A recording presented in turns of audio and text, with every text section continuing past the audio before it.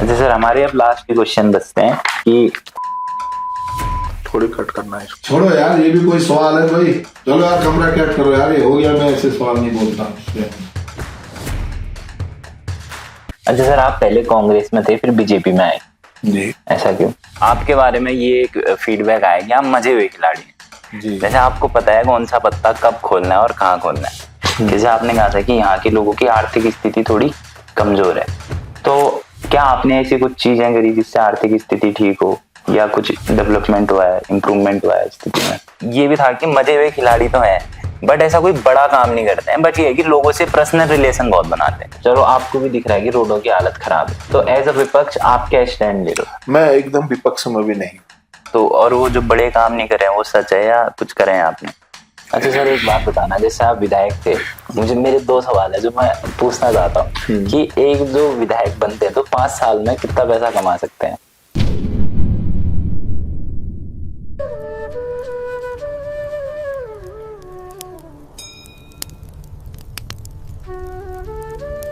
तो welcome to num trails, अधूरी कोशिश पूरी कहानी के साथ, और आपका इसी के साथ स्वागत है इंडिया के सबसे बड़े पॉडकास्टिंग चैनल में। तो आज हमारे बीच द्वाराहाट के भूतपूर्व विधायक महेश नेगी जी हैं। सर, आपका बहुत बहुत स्वागत है हमारे चैनल में। धन्यवाद, बहुत बहुत धन्यवाद। और आज आप बहुत दूर से द्वाराहाट आए। मैं आपके इस नम चैनल को, जिस तरीके से आप पूरे पहाड़ के अंदर में कवरेज दे रहे हैं और पहाड़ की छोटी छोटी बातों को भी जनता तक पहुंचाने का काम कर रहे हैं, उसके लिए मैं आपको बहुत बहुत बधाई देता हूं, बहुत बहुत शुभकामनाएं। धन्यवाद सर। अच्छा सर, मैं तो स्टार्ट ऐसे ही करूंगा कि आपने ब्रेसलेट पहने दो, ये क्यों पहनते हैं आप? ये ब्रेसलेट जो है ये माता के ब्रेसलेट है। अच्छा। और एक हमारे शिव जी के ब्रेसलेट है। अच्छा। तो ये जो है मंदिर में ये जो ब्रेसलेट है, ये हमारे जिसको हम अपने मतलब पुजारी, कुल गुरु जिनकी पूजा करते हैं, भोलानाथ की करते हैं, तो ये भोलानाथ से संबंधित है और ये माता से संबंधित। अच्छा, काले वाले भोलानाथ जी से ऐसे कुछ अच्छा होता है इनसे? अच्छा तो क्या होता है, ठीक होता है। इसको पहन के थोड़ी बहुत शांति जैसी मिलती है। अच्छा, जैसे हम जब ग्राउंड रिपोर्टिंग कर रहे थे, लोगों से मुद्दे सुन रहे थे, नेताओं के बारे में समझ रहे थे, तो उसमें आपके बारे में ये एक फीडबैक आया कि आप मजे हुए खिलाड़ी हैं। जी। जैसे आपको पता है कौन सा पत्ता कब खोलना है और कहाँ खोलना है। जी। बट एक चीज ये भी आप इसको आरोप कह लो या इसको आप अपनी वो कह लो कि हमारी क्वालिटी है, कि ये भी था कि मजे हुए खिलाड़ी तो हैं बट ऐसा कोई बड़ा काम नहीं करते हैं, बट ये है कि लोगों से पर्सनल रिलेशन बहुत बनाते हैं। तो इस चीज को कैसे देखते हैं आप? मैं इस मामले में तो ये कहना चाहता हूँ कि मैं 2004 पे, उससे पहले गवर्नमेंट एक ऑफिसर था। गवर्नमेंट ऑफिसर की मैं जॉब छोड़ के सीधे जो है राजनीति में आया और 2004 में मैं यहाँ पर चुनाव लड़ा, पहला चुनाव लड़ा। बाई इलेक्शन था उस समय, ये बाई इलेक्शन लड़ा। और क्योंकि बाई इलेक्शन में भी मुझे बहुत अच्छा वोट यहाँ से पड़ा। क्योंकि उस समय जो सामने वाले थे, यहाँ के बड़े लीडर थे, उनकी डेथ हुई थी। उनकी डेथ के बाद उनका लड़का चुनाव लड़ रहा था, तो फिर भी मैं बहुत कम मार्जिन से उस समय चुनाव हारा। और लोग बाग कह भी रहे थे कि इस समय नहीं लड़ना चाहिए था, उन्हीं को लड़वाना चाहिए था।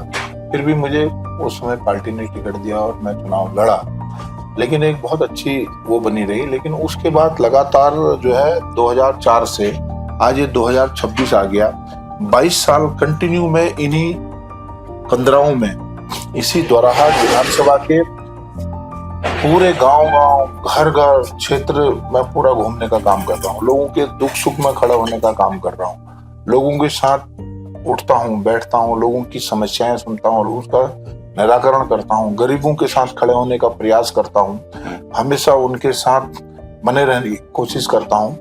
इसीलिए जो है लोग बाग समझते हैं कि ये आदमी जो है धरातल से जुड़ा हुआ आदमी है, जमीन का आदमी है, जमीन से जुड़ा हुआ आदमी है, लोगों के बीच रहता है। तो कहीं ना कहीं लोगों को थोड़ी बहुत बनी रहती है कि भाई ये जो है क्षेत्र से जुड़े हुए हैं। इसका ये मतलब इसको आप अच्छी बात समझते हो या बुरी बात समझते हो? ये मेरे लिए बहुत अच्छी बात है कि लोग बागों के दिमाग में ये है कि आप यहाँ जुड़े रहते हैं, उसी का फलस्वरूप जो आप बता रहे हैं उसी से जुड़ा हुआ कनेक्शन। अच्छा, तो और वो जो बड़े काम नहीं करे हैं वो सच है या कुछ करे हैं आपने?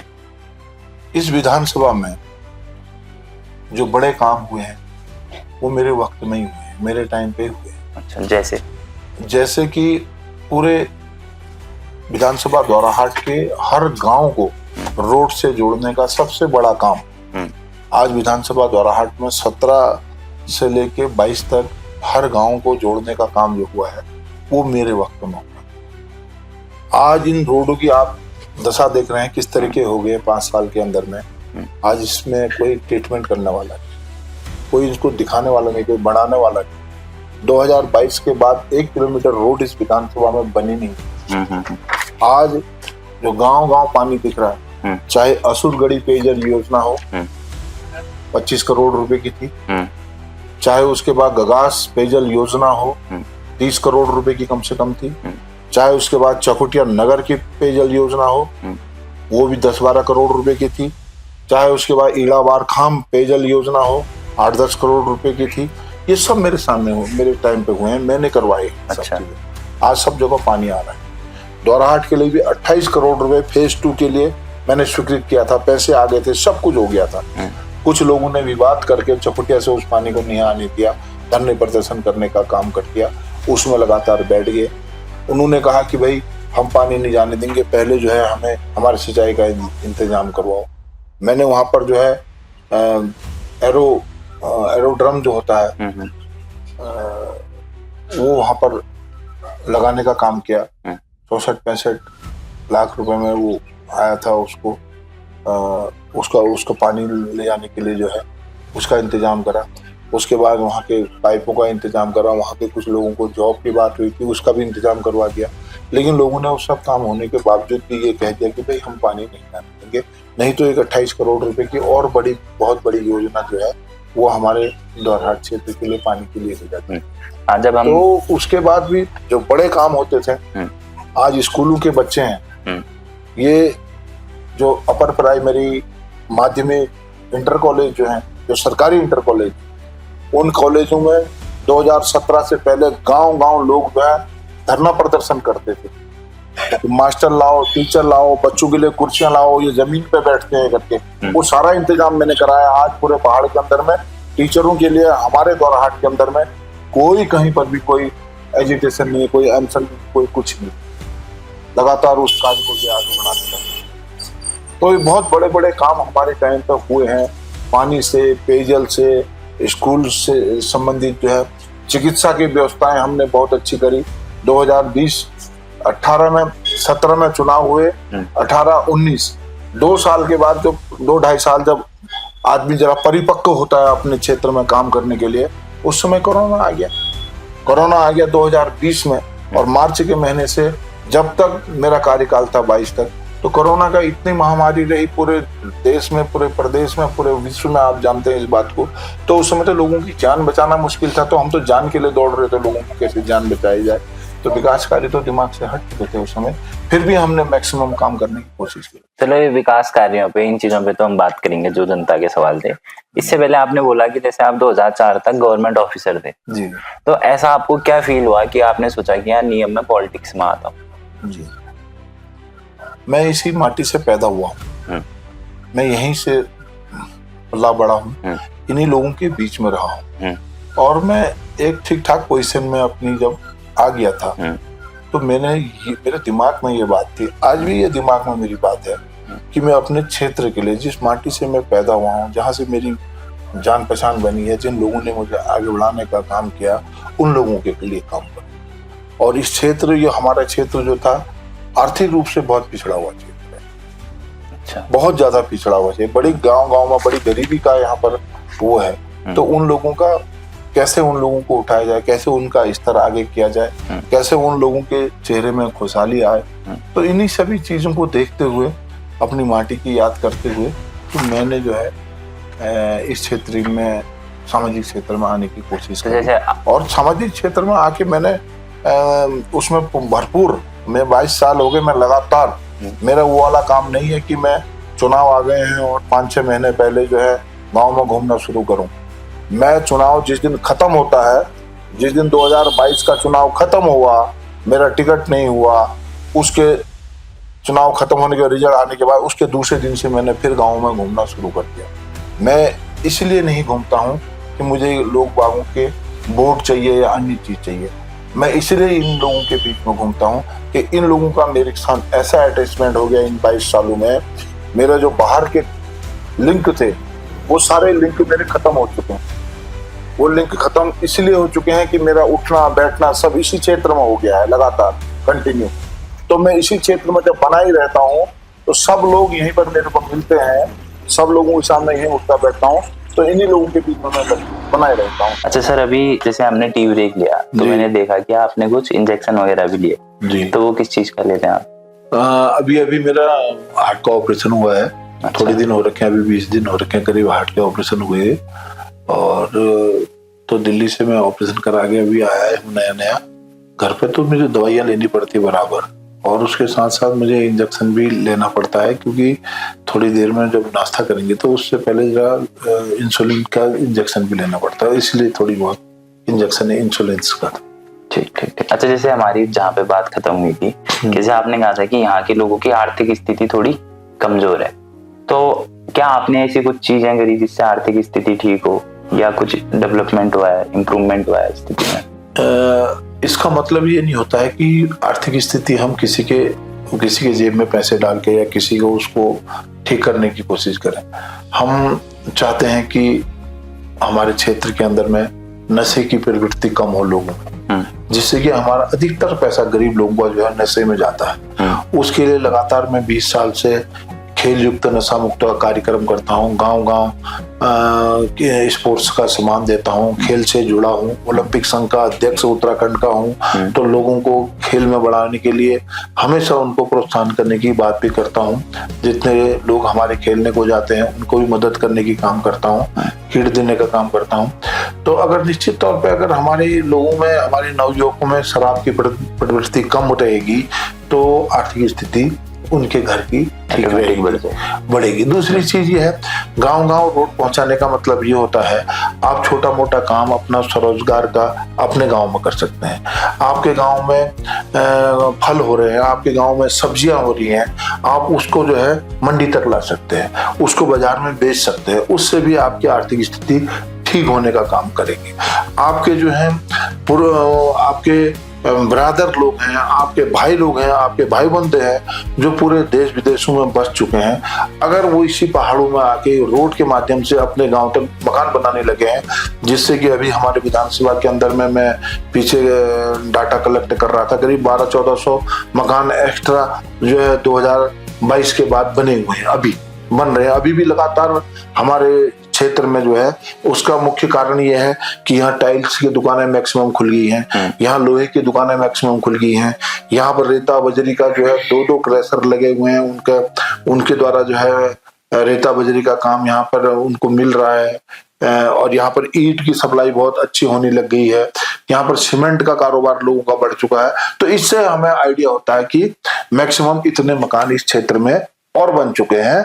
तो बन रहे हैं तो निश्चित तौर पे अगर वो पैसे वाले हैं, ठीक ठाक अपनी उनकी आर्थिक स्थिति अच्छी है, अगर क्षेत्र में आएंगे वो लोग रहेंगे तो गांव की भी आर्थिक स्थिति उससे अच्छी होती है। पर जैसे हम डेटा देख रहे थे कि जैसे पहले जो यहाँ की संख्या थी 80 से 1 लाख के बीच में थी, 80,000 से, बट अभी हम देखते हैं तो 30 से 40,000 के बीच में।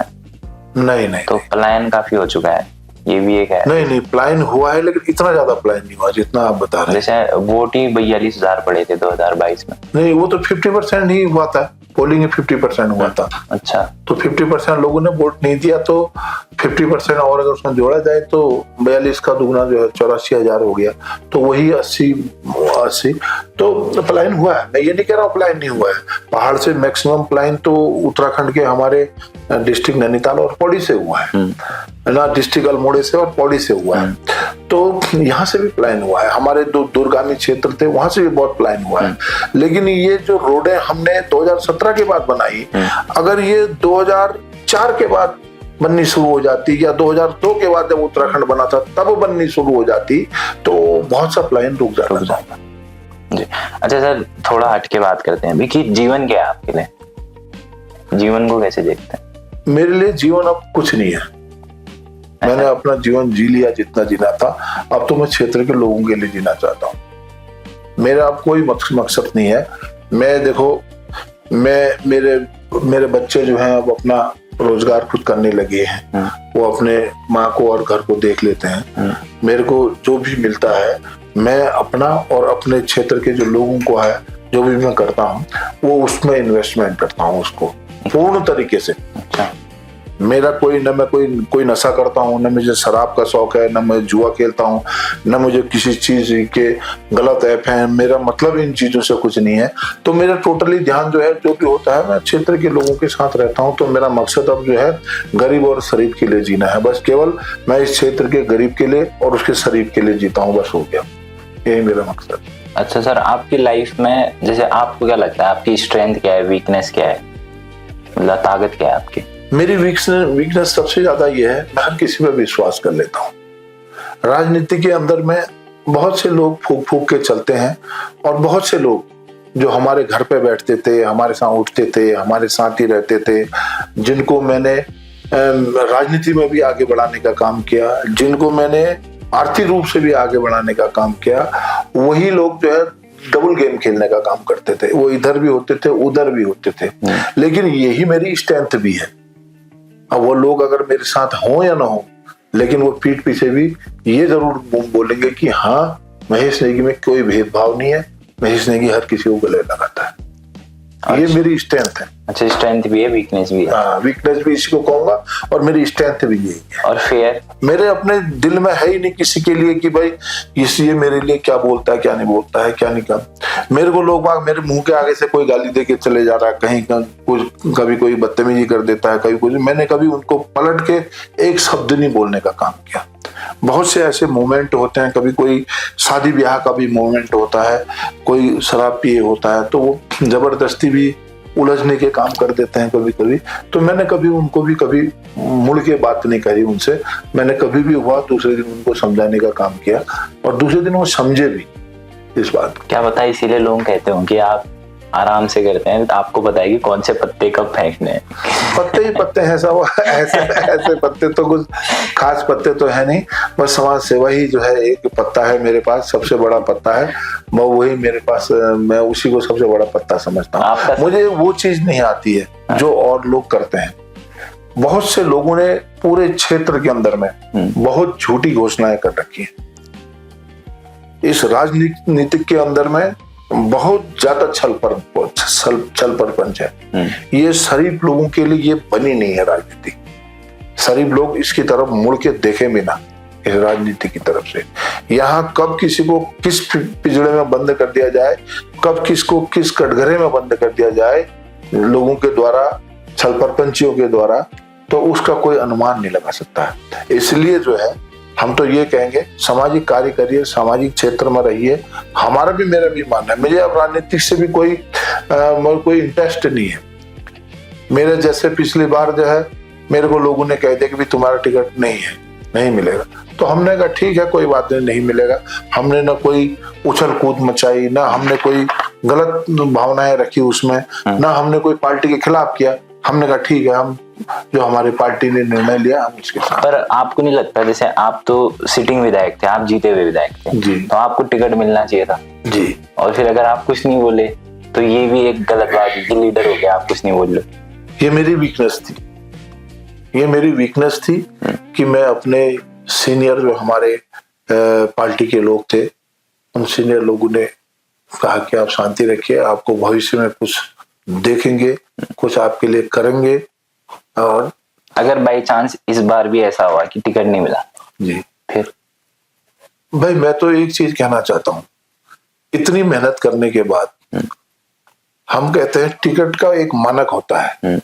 टिकट का मानक ये होता है कि पूरे देश से लेके, पूरे प्रदेश से लेके पूरे जिले तक जो है उसका पार्टियां आकलन करती हैं। आईबी की रिपोर्ट होती है, एलआईयू की रिपोर्ट होती है, आरएसएस की रिपोर्ट होती है, पार्टी संगठन की रिपोर्ट होती है, फिर प्राइवेट अपनी एजेंसियां रिपोर्ट करती हैं। अगर वो सब रिपोर्टें मेरे पक्ष में हैं तो मैं ये कहना चाहता हूं मेरे टिकट नहीं कटना चाहिए। अगर वो मेरे पक्ष में नहीं है तो मुझे टिकट नहीं मिलना चाहिए। ये मेरा मानना है। नहीं वो तो ठीक है आपका मानना, मैं कह रहा हूँ अगर नहीं मिला जी, मतलब आप एक चीज अंदर पॉलिटिक्स तो होती है, तो फिर आप क्या करेंगे, आप चुप रहेंगे या कुछ? नहीं, मैं ये कहना चाहता हूँ, अभी सोच कर रखा है कि आप अपना मेहनत करिए, आप अपनी पार्टी की तरफ लगे रहिए, आपने गांव-गांव जाना है, आपका हम जरूर ख्याल रखेंगे। वैसे आपका जीवन में सबसे बड़ा डर क्या है? एक डर भी होता है ना इंसान के अंदर। मेरे को तो ऐसा कोई भाई किसी से रखता नहीं, मैं केवल ऊपर वाले से डरता हूँ, माँ से डरता हूँ, और मेरे कोई डर किसी चीज को खोने का डर ऐसा कुछ? नहीं, कुछ नहीं। मुझे जब जान ही खोने का डर नहीं है तो मेरे को तो मैंने क्या करना है, मैंने तो कह दिया है, मेरे को बचाया है तो ऊपर वाले ने, क्योंकि मैं इस स्टेज में पहुंच चुका। 90% मेरे जब ब्लॉक हो आ गई थी, अचानक अगर कोई बात हो जाती तो मैं तो यही, जैसे और लोगों को पता नहीं चल रहा क्या हुआ करके, मेरे को पता नहीं चलता। मैं तो एक छोटी और दूसरी बीमारी की वजह से यहाँ से पहुंचा दिल्ली में जाके मेरे को दूसरी चीज निकल गई, वहां डॉक्टरों ने मेरे को तुरंत मेरा ऑपरेट कर दिया, उसको ठीक कर दिया बिल्कुल जैसा भी था। तो इसका मतलब ये है कहीं ना कहीं ऊपर वाले ने मुझे सही टाइम पे अलार्म दे दिया कि आप जो है ठीक होगा आइए। आप मुझे जब ऊपर वाले ने ठीक होके भेज दिया है तो मैं निश्चित तौर पर क्षेत्र के लोगों के साथ जैसा लोग बात करेंगे उस तरीके से ही चलूंगा। यही चीज है। तो खाने वगैरह में क्या पसंद है आपको? खाने में मैं सबसे ज्यादा अपने पहाड़ी खाना में मुझे पसंद आता है। मड़वे की रोटी हो गई, सरसों का सब्जी हो गई, पालक हो गया, भट के डुबके हो गए, भट की चुनकानी हो गई, यही चीज मैं पहाड़ी खाना ही सबसे ज्यादा लाइक करता हूँ। और मुझे शुगर होने के बाद भी मैं, अगर मुझे कहीं पता चल जाएगा कि गडेरी और पिनालू की सब्जी बनी है, जबकि वो बहुत ज्यादा शुगर को एकदम हाई लेवल में पहुंचा देते हैं, तो फिर मेरा ना मुंह रुकता है ना मेरा हाथ रुकता है, फिर वहां पर मैं चला ही जाता हूँ, बिल्कुल एकदम खाए जाता हूँ बिल्कुल एकदम। हाँ ठीक है। कभी थेरेपी वगैरह भी लिया आपने, जो साइकोलॉजिस्ट लोग देते हैं इस टाइप से? नहीं, मैं स्पोर्ट्स में आदमी इंटरनेशनल खिलाड़ी रहा हूँ और नेशनल चैंपियन रहा हूँ, 3 बार का लगातार रहा हूँ, और खेल विभाग में ही रहा हूँ, खेल से ही जुड़ा रहा, 12-14 साल जो है खेल के खिलाड़ी के साथ रहा। उसके बाद भी ओलंपिक संघ का अध्यक्ष हूँ, तो मैं खेलों में ही जुड़ा हूँ, तो मैंने कोई थेरेपी ऐसे नहीं ली। हाँ, जो स्पोर्ट्स मसाज होती है वो मैं लेता ही हूँ, अभी भी लेता हूँ, पहले भी लेता था। अच्छा सर, एक बात बताना, जैसे आप विधायक थे, मेरे 2 सवाल है जो मैं पूछना चाहता हूँ कि एक जो विधायक बनते हैं तो 5 साल में कितना पैसा कमा सकते हैं एक विधायक? हाँ, दोनों तरीके से बताना।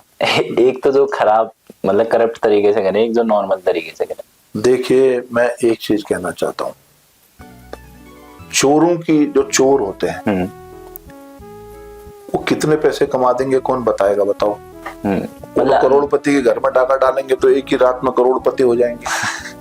वो तो किसी भिखारी के वहां जाएंगे तो एक लोटा लेके आ जाएंगे। हाँ। उसका लोटा लेके आएंगे। हाँ।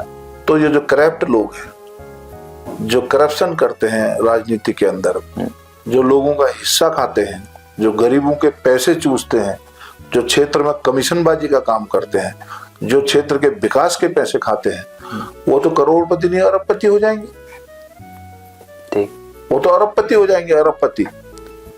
और नहीं तो जो सरकार आपको देती है, भत्ते देती है, तनख्वाह देती है, पैसे देती है, तो वो ही आपके लिए पर्याप्त है। फिर उसके बाद आपको पेंशन देती है। मैं आपको एक चीज बताऊं, मेरी बेसिक तरीके से 1 लाख के करीब मेरे को पेंशन मिलती है। अच्छा, 1 लाख के करीब पेंशन मिलती है, और 10, 20, 50 हजार रुपए मेरे अन्य स्रोत हैं। अच्छा, तो मेरे से 1.5 लाख रुपए खर्च नहीं हो पाते हैं। मैं अपने पे तो, मेरा तेल वेल को छोड़ोगे तो अगर मैं अपने पर खर्चे की बात करूं, मैं तो 7-8 हजार रुपए में पूरा महीना चला लेता हूं। 8 हजार रुपए, 10 हजार रुपए मुझे चाहिए बस। उसके बाद में 1,30,000 रुपए होंगे, 1,40,000 रुपए जो भी बचता है उसमें, वो तो मेरा पेट्रोल हो गया, लोगों के वहां जाना हो गया, आना हो गया, शादी हो गई, ब्याह हो गए, खेल कूद हो गए, अन्य चीजें हो गई। लोगों को कोई कहता मेरा हाथ टूट गया, कोई पाँव टूट गया, किसी की माँ बीमार, किसी का बच्चा बीमार, कोई 7-8 अनाथ बच्चों को मैं पालने का काम करता हूँ, उनके राशन पानी का है। 8-10 माताएं हैं जिनके ना पति हैं ना उनके बच्चे हैं, उनको उनकी एज भी इतनी हो चुकी है कि वो अब कुछ कर भी नहीं सकते हैं, उनको राशन देने का काम है। तो मेरा तो पैसा पर्याप्त हो जाता है, उसी में बहुत पैसा हो जाता है मेरे को।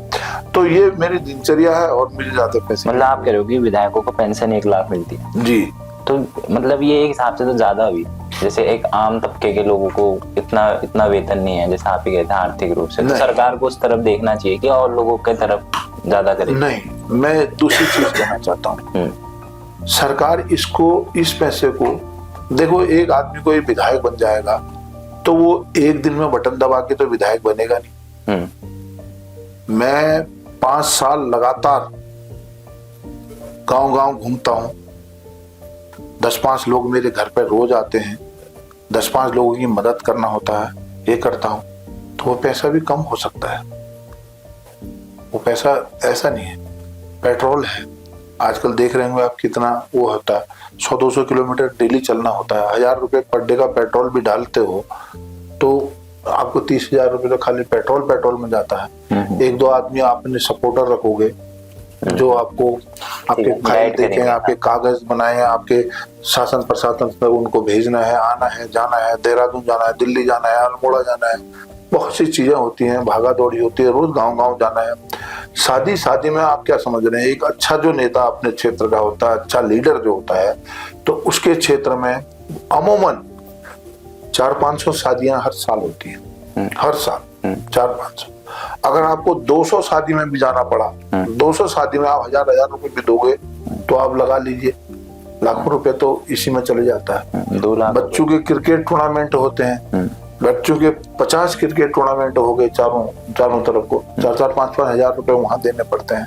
फिर उसके बाद लोगों के मरने जीने का होता है, वहां जाना होता है सबके वहां। अच्छा सर, जैसे आपने काफी अच्छी बात कही कि जैसे शादियों में भी देना पड़ता है, किसी की अनहोनी हो जाए, डेथ हो जाए तो वहां भी देना पड़ता है। बट मतलब मेरी जो सोच है, मैं इससे वो थोड़ा एग्री कम करता हूँ, क्योंकि मुझे लगता है कि ये तो फिर राजा वाली प्रथा होगी ना, कि राजा जा रहे हैं, वो प्रजा की हेल्प कर रहे हैं। बट हमको एज ए नेता तो हमको ऐसा करना है कि हमारी प्रजा ही खुद में सक्षम हो, कि शादी हो रही है तो आपको देने की जरूरत ना पड़े। नहीं, अब मैं एक चीज कहना चाहता हूँ ना, 5 साल के लिए एक विधायक चुना जाता है। मैं जैसे 5 साल के लिए चुना गया, 5 साल में 2.5 साल मैंने वर्क किया और 2.5 साल में कोरोना आ गया पूर्ण तरीके से। हम कोई स्वास्थ्य और आदमी को बचाने के अलावा कोई दूसरा काम 2.5 साल हमने नहीं किया, केवल हमने कोरोना पे काम किया। तो 2.5 साल में हम सोचेंगे हम पूरी आर्थिक व्यवस्था से लेके पूरी सब चीजें लोगों की बदलने तो इम्पॉसिबल है, ये बहुत ज्यादा इम्पॉसिबल है। तो इसलिए उसके लिए वक्त चाहिए। इसके लिए वक्त जब होगा तो लोगों की अपने आप आर्थिक स्थितियां बदलने लगती है।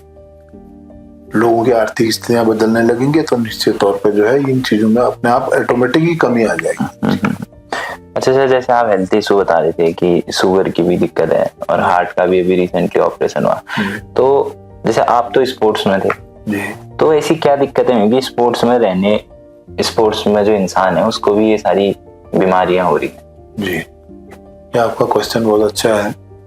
एक खिलाड़ी को किस तरीके से हार्ट की पोजीशन होगी, मैं आपको बताना चाहूँ, मुझे 22 साल पूरे इन क्षेत्रों में हो गया है। ये मेरा नियमित तरीके से भोजन नहीं करना और नियमित तरीके से रेस्ट न करना, सोना जिसको हम कहते हैं आराम करना, वो नहीं होने के लिए, क्योंकि मैं कभी सुबह घर से निकलता हूँ, डेली का मेरा ही है, मैं 9 बजे तक अपने घर पे रहता हूँ। 9 बजे नाश्ता पानी करके जो लोग भी 9 साढ़े 9 बजे तक मेरे घर पे आते हैं, मैं उनसे मिलने के बाद मैं 9:30 10 बजे अमूमन मतलब मैक्सिमम मैं घर से निकल जाता हूँ। तो घर से निकलने के बाद मैं रात को ही अपने घर 8-9 बजे पहुंचता हूँ। पूरे क्षेत्र में ही रहता हूँ और कभी कभी मैक्सिमम प्रवास भी क्षेत्र में ही करता हूँ, वहीं मैं रात्रि विश्राम भी कर लेता हूँ क्षेत्र में ही। तो मेरा जो नियमित तरीके से खाना न खाना, रेस्ट न करना प्रॉपर, उसकी वजह से मेरे को ये प्रॉब्लम आई जो मेरा डॉक्टर ने मुझे बताई। तो अब मेरे को उन्होंने एक सेट कर दिया कि आप इतने बजे कम से कम इतना भोजन, इतने बजे कम से कम इतना भोजन, इस तरीके से 3 या 4 मील्स आप जो है पर डे के लेंगे, छोटे छोटे मील्स लेंगे, तो उसका इंतजाम आप किया है। अच्छा सर, आप वॉलीबॉल में चैंपियन थे ना? नहीं, एथलेटिक्स। अच्छा, जैसे आप स्पोर्ट्स में भी आई थिंक क्या है ये ओलंपिक अध्यक्ष क्या था? Uttarakhand Olympic association. Uttarakhand Olympic association के अध्यक्ष हैं, तो आपको क्या लगता है उत्तराखंड में स्पोर्ट्स की क्या स्थिति है? उत्तराखंड में तो बहुत सुनहरा भविष्य है स्पोर्ट्समैनों का। मैं आपको बताना चाहता हूं कि अभी अभी हमने नेशनल गेम कराया था, अभी याद होगा आपको। हाँ, पिछले साल ही नेशनल गेम ठीक हो गया। और 103 मेडल लेके 7वें नंबर में हम पूरे देश के अंदर में रहे। ठीक हो गया। 14,000 खिलाड़ियों ने उसमें प्रतिभाग किया टोटल पूरे देश से। उसमें हम 103 मेडल हमको यहाँ पर मिले। 103 मेडल मिलने के बाद उन लोगों को गोल्ड मेडल वाले को 12 लाख रुपए, सिल्वर मेडल वाले को 8 लाख रुपए, ब्रॉन्ज मेडल वाले को 6 लाख रुपए ये गवर्नमेंट दे रही, उत्तराखंड की गवर्नमेंट, उत्तराखंड सरकार। अच्छा, तो ये एक बहुत अच्छी योजना हमारे वहां से चली है। दूसरा, उनको सरकारी जॉब देने का काम भी जो है उत्तराखंड सरकार कर रही है, जिनके मेडलिस्ट जो लोग थे। तो ये तो हमारे खिलाड़ियों के लिए बड़ा उज्जवल भविष्य उनका हो सकता है, बड़ा सुनहरा अवसर उनके लिए है कि वो खेल के माध्यम से अपनी पूरी जो है लाइफ सेट कर सकते हैं, अपना नाम कर सकते हैं, आर्थिक रूप से अच्छे हो सकते हैं, नौकरियां मिल सकती हैं, सब चीज कर सकते हैं। तो ये उसका बेनिफिट है। तो जैसे उत्तराखंड की टीम से काफी बाहर के खिलाड़ी भी खेलते हैं जी, तो ऐसा क्या है कि यहाँ के युवाओं का रुझान नहीं बन पा रहा है उस तरफ? नहीं, ये भी नहीं है। ये भी हमारे उत्तराखंड के लोग बाहर से खेल रहे हैं, ये मैं मानना चाहता हूँ। ये मैं इसलिए मैं इस चीज को कहना चाहता हूँ, बाहर से खेल रहे हैं, कि बहुत से लोग आर्मी में चले जाते हैं, तो वो फिर सिविल सर्विसेज की ओर से खेलते हैं। बहुत से लोग पुलिस में चले जाते हैं, ठीक है, वो पुलिस की टीम से खेलते हैं। बहुत से लोग रेलवे में चले जाते हैं, वो भारतीय रेलवे की तरफ से खेलते हैं। बहुत से लोग हमारे बीएसएफ में हैं, पहाड़ के इंटरनेशनल हैं सभी लोग, वो बीएसएफ की तरफ से खेलते हैं। तो हमारे पहाड़ के अंदर में इतनी प्रतिभा है कि अगर हमारे सारे लोग जो अन्य अन्य प्रदेशों से भी खेल रहे हैं, अगर वो उत्तराखंड से खेलना शुरू कर देंगे तो हमारा जो है, हम नंबर 1 पायदान में पूरे देश के अंदर में उत्तराखंड आ सकता है। आज हमारे पास इंफ्रास्ट्रक्चर इतना अच्छा हो चुका है उत्तराखंड में, हम अगर बारिश हो, तूफान हो, कुछ भी आ जाए तो हम उस जो हमारे सेटअप बने हुए हैं, इंडोर स्टेडियम से बने हुए हैं, क्या कहते हैं, ये साइकिल का एरोड्रम बना हुआ है, वेलोड्रम, और उसके बाद जो है हमारे पास शूटिंग रेंज बनी हुई है, बास्केटबॉल का बना हुआ है, हमारे अन्य चीजें इस तरीके से जो बनी हुई है सारी हमारे पास जो पूरा बना हुआ है। तो हम 24-25 खेलों को, 35-36 खेलों में से 24-25 खेलों को हम एक ही टाइम पे उत्तराखंड के अंदर में इंडोर स्टेडियम में करवा सकते हैं। तो इतना इंफ्रा हमारे पास बन चुका है टोटल इस समय। फिर तो बढ़िया है। अच्छा सर, आप पहले कांग्रेस में थे, फिर बीजेपी में आए जी, ऐसा क्यों? या ऐसे कहें तो कांग्रेस क्यों छोड़ी आपने? नहीं, मैं ये कहना चाहता हूँ, मैं कांग्रेस में ही था। कांग्रेस में मैंने अच्छी मेहनत करी। कांग्रेस को इस विधानसभा के अंदर में एक बार मैंने, क्योंकि यहाँ यूकेटी का गढ़ था, तो कांग्रेस को खड़े होने का मैंने खड़ा करवाया। मैंने अपने टाइम पे ही, मेरे टाइम पे मैंने पूर्ण तरीके से मेहनत करके कांग्रेस को खड़े करने का काम किया। कांग्रेस को खड़ा करने का काम किया, तो फिर वही सेम परिस्थितियां उस समय भी मेरे साथ आई। जब मेरा ठीक मैं 2004 में चुनाव हार गया, कोई बात नहीं, मैंने फिर तैयारी की। 2007 में जब मैं चुनाव लड़ रहा था, चुनाव में मैं आया, तो कांग्रेस के आज एक जो हमारे उस समय लीडर थे, आज भी हैं, तो वो निर्दलीय मेरे खिलाफ लड़े, तो हम दोनों हार गए। ठीक हो गया। 2012 में फिर चुनाव आया।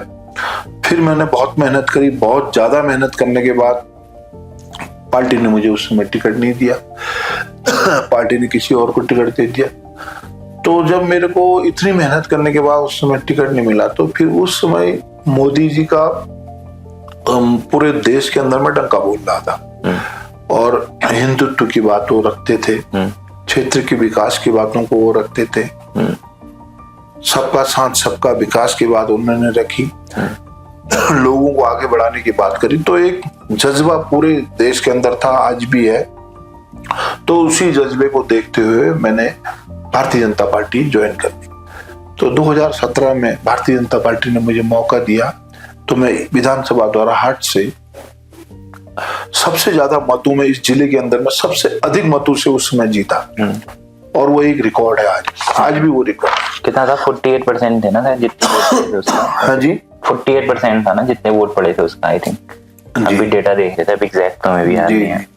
अच्छा, मैंने इसलिए पूछा क्योंकि बीजेपी और कांग्रेस ना दोनों की आइडियोलॉजी अलग है जी, तो तब मैंने सवाल पूछा था। खैर, अब थोड़ा यहाँ की जो दिक्कतें हैं उसके बारे में बात करते हैं। जैसे मेन, जब हम कहीं भी कुछ अच्छा नहीं है, चल रहा है ना मालिक पक्का ना, हाँ, तो दोनों ही जगह हॉस्पिटल की बदहालत है। तो वो कैसे ठीक होगी, या ऐसा कुछ क्यों नहीं किया गया कि इतने समय में वो ठीक नहीं हो पाई है?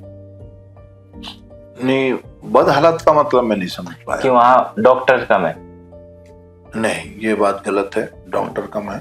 डॉक्टर द्वाराहाट में 7-8 डॉक्टर अभी भी हैं। पहले भी जब हम थे उस समय भी 8-9 डॉक्टर यहाँ पर थे। 8 डॉक्टर चौखुटिया में भी थे। मैं ये कह सकता हूँ, कुछ व्यवस्थाएं ऐसी होती हैं जो जनप्रतिनिधि को देखनी चाहिए। वो व्यवस्थाएं ऐसी होती हैं कि हर किसी आदमी को अगर हॉस्पिटल से रिफर अगर कर देंगे डॉक्टर, तो किन कारणों की वजह से उनको रिफर किया जाए। अच्छा, क्या कारण है ऐसे? क्योंकि जब मैं अपनी जिंदगी में, जब मैं स्टूडेंट था, मैं यहीं द्वाराहाट में पढ़ा हूँ, यहीं बड़ा हुआ हूँ, यहीं लोगों के साथ खेला हूँ। तो हम खेलते भी थे, हाथ भी टूटते थे, पाँव भी टूट जाते थे, सर भी फटते थे, लोग बीमार भी होते थे, पेट का ऑपरेशन भी कर लेते थे, ये भी होता था, अन्य चीजें होती थी।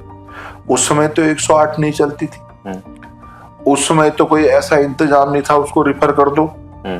उस समय तो कोई एम्बुलेंस यहाँ पर नहीं थी, लेकिन सबका इलाज होता था, सब ठीक होते थे, कोई रिफर वाली व्यवस्थाएं नहीं थी। आज छोटी छोटी चीजों में भी लोग वहां उसको रिफर करने का काम करते हैं। इससे यह स्पष्ट होता है कि जो डॉक्टर वहां पर बैठे हुए हैं वो अपनी जिम्मेवारी से भागने का काम करते हैं। एक चीज तो ये हुई। दूसरी चीज ये हुई, वो डॉक्टरों के साथ भी इस पहाड़ के अंदर में कभी कभी डॉक्टरों के साथ भी, क्योंकि वो बेचारा भी MBBS करके और MD करके और सब आता है, डॉक्टर 8-8, 10-10 साल की पढ़ाई करके आता है, उसको गाली देने का काम, उसको मारने का काम, उसको प्रताड़ित करने का काम जब कभी कभी लोग बाग आवेश में आके कर देते हैं, तो निश्चित तौर पे उसके हाथ में कुछ नहीं होता, वो उसको रिफर करने का ही काम कर देता है। अच्छा, यहाँ इस विधानसभा तो इस व्यवस्थाओं को पहले ठीक करना पड़ेगा। इन व्यवस्थाओं को ठीक करके अब आपको मैं बताऊं, लोग बाग कहते हैं कि भाई आपने यहाँ पर हॉस्पिटल अगर ठीक बनाया होता तो आप रिफर होके दिल्ली क्यों चले गए, या आप हल्द्वानी क्यों चले गए? कोई मेरे लिए भी कहते हैं, औरों के लिए भी कहते हैं। तो सरकारी व्यवस्थाएं जो हैं, आजकल लोग बाग सरकारी व्यवस्था में अपने को दिखाने को राजी नहीं है। जबकि सेलेक्टेड डॉक्टर वहां बैठा हुआ है, उसको ना दिखा के आप यहां से आप जाते हैं तो हल्द्वानी में आप कौन सी सरकारी व्यवस्था में जा रहे हो?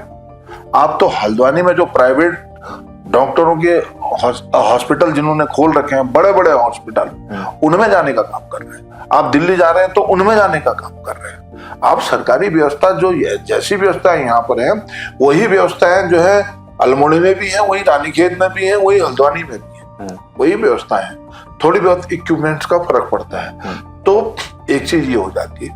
दूसरी चीज ये हो जाती है, नए टेक्नोलॉजी जब आती है, नए टेक्नोलॉजी से मेरा हार्ट का ही कार्यक्रम होना है, तो जब हम यहाँ से अपने बीमारी नहीं पकड़ पाए, हल्द्वानी का आदमी मेरी बीमारी नहीं पकड़ पाया, तो दिल्ली वाले ने पकड़ा। तो दिल्ली वालों के वहां 12-12 करोड़ रुपए के तो इक्विपमेंट्स खाली हार्ट के जांच करने वाले लगे, और उसमें कम से कम जो है डेली के जो है 500-700 पेशेंट वहां पर OPD होनी चाहिए उस मशीन को चलाने के लिए। AC के अंदर वो मशीन चलती है 24 घंटे, उसमें AC चलता रहता है, उसके अंदर वो कार्यक्रम पूरे होते हैं, वैसी जांच होती है, उस तरीके से होता है। अगर उसको उसमें अगर मान लिया हार्ट का पेशेंट द्वारा हार्ट में वो मशीन लगा दी और हार्ट का पेशेंट वहां पर अगर जो है 15 दिन तक नहीं आया तो मशीन ही खराब हो जाएगी। फिर उसको चलाने के लिए जो टेक्नीशियन है, जो अच्छे टेक्नीशियन है, उनकी आज भी पूरे देश के अंदर में कमी है। हम अगर उनको जब 2 लाख रुपए देने की कोशिश करते हैं डॉक्टर को या टेक्नीशियन को, 2.5 लाख रुपए तनख्वाह देने की करते हैं, तो प्राइवेट वाले तो उनको जो है 5 लाख रुपए देते हैं। हम यहाँ 5 लाख रुपए देना चाहते हैं, प्राइवेट वाला 8 लाख रुपए देता है। तो डॉक्टर जो करके आता है वो ये भी समझता है अपने दिल से कि मेरे को जब नौकरी रोजगार कहीं भी मिल सकता है तो वो पहाड़ की कंदराओं में तभी आएगा जब हमारा आचार व्यवहार ठीक हो, हमारा उसके साथ मिलना जुलना ठीक हो, हम उसको रिस्पेक्ट करें और वो सबको देखने का काम करें। तो इन चीजों को भी मानवता में इसको भी लाना पड़ेगा अपने अंदर। पर इसके अलावा कोई और सॉल्यूशन आप देखते हो इस चीज का? जैसे हमने जब ग्राउंड रिपोर्टिंग करी तो उनका था कि जैसे एक्सरे मशीन है तो ऑपरेटर नहीं है जी, रिफर सेंटर बना दिया, ये सारी चीजें, इस सारी चीज का जवाब आपने दे दिया कि ये जो सारी चीजें, बट जो आपने चीजें बताई वो जायज है। जैसे अगर कोई भी MBBS करके आ रहा है, वो 8-10 साल यहाँ है, उसने पढ़ाई करी है, तो वो चाहेगा कि वो ज्यादा पैसा कमाए, वो बाहर रहेगा। तो इसका कुछ तो सॉल्यूशन होगा। बट नहीं, इसका सॉल्यूशन जैसे एक आपने बता दिया कि उनसे अच्छा व्यवहार है, बट वो व्यवहार के उससे कम जा रहा है क्योंकि जो उसके साथ गाली गलौज हो रही है वो बाहर भी हो रही है। मेरे को, मैं जब दिल्ली अभी फोर्टिज में था तो मैं एक छोटा सा वाक्य आपको बता रहा हूँ। तो हमारे बहुत से लोग, पहाड़ के लोग वहां जॉब करते हैं, तो उन लोगों ने कहा एक डॉक्टर से पहले पंथ है, उनको एक जुनून छा गया कि मैं अपने पहाड़ की सेवा करना चाहता हूँ। ठीक हो गया। तो वो वहां 13 लाख रुपए का पैकेज पर मंथ का था उनका, उसको छोड़ के उत्तराखंड में आ गए, वो 6 लाख के पैकेज में आ गए, 6-7 लाख रुपए के पैकेज में आए। 5-6 महीने जब वो ड्यूटी कर रहे थे, बड़ी सेवा कर रहे थे पहाड़ की, जिस वजह से आए हुए थे वो, एक दिन किसी मरीज के साथ कोई हादसा हो गया, तो उनके परिजनों ने आके डॉक्टर को इतना पीटा, तो बहुत दिन से वो डॉक्टर ही जो है बोलने लायक नहीं रहे। तो ऐसे में कैसे डॉक्टर भी काम कर पाएगा? तो पहले ये चीज तो ठीक हो, व्यवस्था है। हमारे यहीं दौराहाट के अंदर में एक डॉक्टर था, नाम नहीं लूंगा, वो घर में 1 बजे रात भी, 12 बजे रात में भी लोगों के घर में जाके काम करता था, उनकी हेल्थ देखता था, स्वास्थ्य देखता, निःशुल्क। अगर किसी ने कुछ दे दिया तो ले लिया होगा, नहीं तो वो ऐसे इस प्रवृत्ति के भी नहीं थे, है, ले लिया होगा। तो लेकिन कुछ लोगों ने रात में जाके उनको इतना प्रताड़ित कर दिया कि वो 1-1.5 महीने दिल्ली में और बरेली में और हल्द्वानी में अपना स्वास्थ्य ठीक कराने में रह गए। अब वो कहते हैं कि मैं कहीं जाऊंगा ही नहीं, मेरे को, मैं अपनी ड्यूटी करूंगा, ड्यूटी के अलावा मेरे को कोई बुलाएगा और जिसको आना है हॉस्पिटल में आओ। तो जब कोई एक आदमी इस तरीके से जॉब करने लगता है, जब उसके साथ लगता है, तो उस चीज को जो है सबने मनन भी करना चाहिए। हम पहाड़ के रहने वाले हैं, पहाड़ी लोग हैं, अगर हमको भी अगर बिहार में, बंगाल में कहीं नौकरी मिल जाएगी तो हम भी वहां दब के ही काम करेंगे। हम कोई बिहार बंगाल में विधायक बना के छोड़ देगा तो हम वहां जो विधायकी है, हमारी हैकड़ी सब खत्म हो जाएगी 2 मिनट में, हम वहीं आ जाएंगे जहां होना चाहिए हमको। फिर इसमें मैं ऐसे पूछूंगा, हैकड़ी आप यहाँ रखते हो क्या विधायक होने की? नहीं मैं विधायक की हैकड़ी नहीं कर रहा हूँ, समझ रहा हूँ मैं। हम जिस दबंगता से हम यहाँ पर काम करते हैं, थोड़ा वो जिस तरीके से हम अपनी बातों को रखते हैं, उस तरीके से हम वहाँ बिहार में रख लेंगे? बताइए आप। नहीं रख पाएंगे किसी भी जगह। इसको आप हैकड़ी कहिए, इसको आप अपना दबंग कहिए, इसको आप अपना काम कराने की स्टाइल समझिए। अब हम भी नौकरी करे हुए हैं, हम बाहर भी नौकरी करे हुए हैं, तो हम वहां पर जब नौकरी करते थे तो जिस स्टाइल से हम अपने उत्तराखंड में अपना समझ के हम लोगों के साथ बात कर सकते हैं, हम वहां अपनी बातें ऐसी नहीं रख सकते। घुलने मिलने में टाइम लगता है, कह सकते हैं। अच्छा, जैसे चौकुटिया वाले कह रहे थे कि वहाँ प्ले ग्राउंड भी नहीं है जी, तो उसके लिए कुछ करेंगे आप आने वाले टाइम में? मैं चौकुटिया वाले जो प्ले ग्राउंड की बात कर रहे हैं, मैं आपसे कहना चाहता हूँ इन चीजों को। छोटी छोटी बातें जो होती हैं लोग बाग भूल जाते हैं, बहुत जल्दी इन चीजों को अपने दिमाग से हटा देते हैं। जब मैं विधायक था, मैंने कहा मुझे जमीन दो, मैं ग्राउंड बनाता हूँ। मैंने बगवाली पोखर में, आप देखिएगा, 2 ग्राउंड बनाए। एक छानागोलू में बना हुआ है, बहुत अच्छा लेवल का, बहुत अच्छा ग्राउंड बना हुआ है। एक हमने बिंता में, हमने वहां पर एक ग्राउंड बनाया है, बहुत अच्छा। तो हमने चकोटिया में भी कहा, जो हमारा बाखली का ग्राउंड है, मैंने कहा भाई इस ग्राउंड को आप सरकार को दीजिए, हम यहाँ पैसे लाके इसको बड़ा एक स्टेडियम का रूप देने का काम करते हैं। तो लोगों ने कह दिया, और तो किसी ने जमीन दी, क्योंकि यहाँ लोग कहते जरूर हैं कि हमें ये करना है, लोग जमीन नहीं देते हैं। लोग जमीन नहीं देते हैं तो निश्चित तौर पर जो विकास कार्य होंगे तो कैसे होंगे बताइए। चकोटिया में डिग्री कॉलेज के लोगों ने जमीन दी, ऐसी जगह पर बना हुआ है, किसी दिन बादल फट गया तो वहां कुछ नहीं मिलने वाला, ठीक है ना।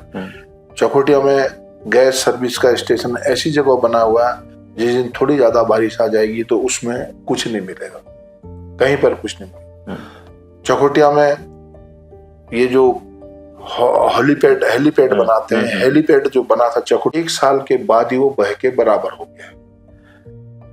मासी के अंदर में ITI ऐसी जगह पर बनी हुई है, जिस दिन थोड़ी नदी ने बहाव पकड़ लिया तो उसकी नींव भी नहीं मिलेगी, कहां पर नींव है उसकी करके। तो जब लोग बाग जमीन नहीं देंगे, इस तरीके से बनाने का काम करेगा जनप्रतिनिधि, कोई भी है, जनप्रतिनिधि मैं अपनी बात नहीं कर रहा हूँ, हमारे और भी तो जनप्रतिनिधि हैं, सब लोग हैं, बरसों से, आज से थोड़ी यहाँ पर जनप्रतिनिधि हैं, जब से देश आजाद हुआ है तब से जनप्रतिनिधि हैं।